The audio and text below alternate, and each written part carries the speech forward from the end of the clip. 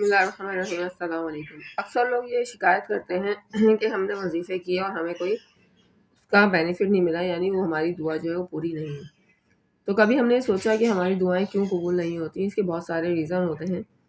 میں آج آپ کو ان میں سے کچھ ریزن بتاتی ہوں، پھر آپ اس کے بعد وظیفے کیجیے گا، انشاءاللہ تعالیٰ آپ کی جو ہے دعا ضرور قبول ہوگی اور پورا وظیفہ جو ہے آپ کا فائدہ دے گا۔ نمبر 1 تو یہ ہوتا ہے کہ ہم جب بھی کوئی وظیفہ کریں اس میں نمبر 1 یہ ہے کہ اللہ تعالیٰ کو ہم ایسا مانیں کہ اللہ تعالیٰ نے وہ وش ہماری پوری کر دی ہے، ہم اس میں کوئی ڈاؤٹ نہ لائیں۔ ہماری جو خواہش ہے وہ تو اللہ تعالیٰ کو پورا کرنا ہمارے لیے بہت آسان ہے۔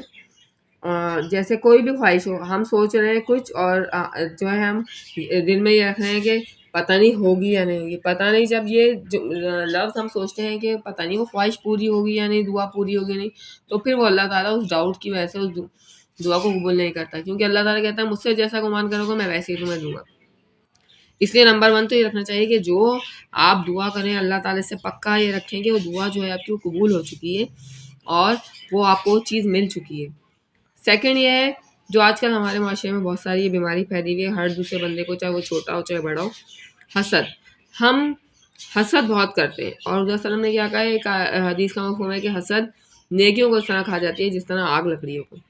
تو بس اگر آپ حسد کریں گے تو پھر تو کوئی ڈاؤٹ نہیں ہے کہ آپ کی جو ہے وہ دعا قبول ہو، کیونکہ آپ حسد کر رہے ہیں، آپ کی نیکیاں تو ختم ہوتی جا رہی ہیں۔ آپ اپنے لیے تو وہ چیز چاہ رہے ہیں لیکن آپ دوسرے کے لیے وہ چیز نہیں چاہ رہے۔ حسد کا یہی ہوتا ہے نا کہ میرے پاس آ جائے دوسرے کے پاس نہ آئے۔ تو کوشش کریں کہ حسد کو اپنے قریب نہ آنے دیں۔ پھر نمبر 3 موسٹ امپورٹنٹ جو تھنگ ہے وہ یہ ہے کہ رزق حلال۔ رزق حلال اگر آپ کا ہوگا پھر تو آپ کی دعا ضرور قبول ہوگی۔ اگر آپ ناجائز طریقے سے رزق کما رہے ہیں اور پھر آپ کہہ رہے ہیں کہ اللہ تعالیٰ میری دعا کیوں قبول نہیں کرتا، جب اللہ تعالیٰ نے خود کہا ہے کہ رزق حلال کماؤ، تو پھر اس کے لیے تو ضروری ہے نا رزق حلال طریقے سے آئے گا اور آپ پاکیزہ مال کھائیں گے تو پھر آپ کی دعا ضرور قبول ہوگی۔ اس کے لیے ضروری ہے کہ آپ کو رزق حلال آپ کے پاس ہو۔ اگر آپ حرام کا طریقے سے مال کما رہے ہیں تو پھر کوئی شک نہیں کہ آپ کی دعا نہیں قبول ہوگی۔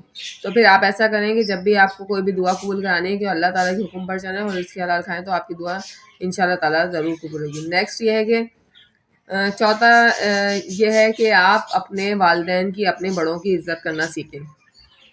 آج کل لوگ نہ پیرنٹس کی عزت کرتے ہیں نہ بڑوں کی عزت کرتے ہیں۔ اب یہ حدیث کا مفہوم یہ ہے کہ وہ ہم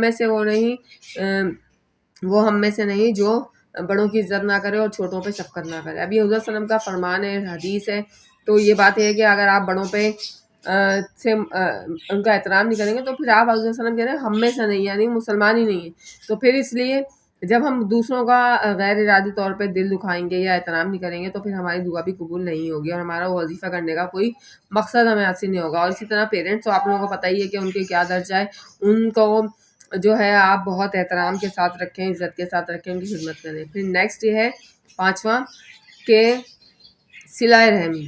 آج کل کے زمانے میں ہم لوگوں نے صلہ رحمی کرنا بالکل چھوڑ دی ہے۔ صلہ رحمی کا آپ کو پتہ ہوگا کہ اتنی اہمیت، اور سب سے، میں اپنی اگر زندگی میں کہوں تو مجھے سب سے مشکل عمل یہی لگتا ہے صلہ رحمی کرنا، کیونکہ اگر آپ کا کسی رشتہ دار نے دل دکھایا اور آپ کے ساتھ، آپ کو پتہ ہے برائی کر رہا ہے، آپ کے ساتھ نیکی نہیں کر رہا، اور آپ اللہ تعالیٰ حضور صلی اللہ علیہ وسلم کے حکم پر چل کر اس کے ساتھ آپ بھلائی کر رہے ہیں، آپ اس کے ساتھ نیکی کر رہے ہیں، تو یہ بہت مشکل کام ہے۔ اس لیے صلہ رحمی کرنا جو ہے وہ بے حد ضروری عمل ہے۔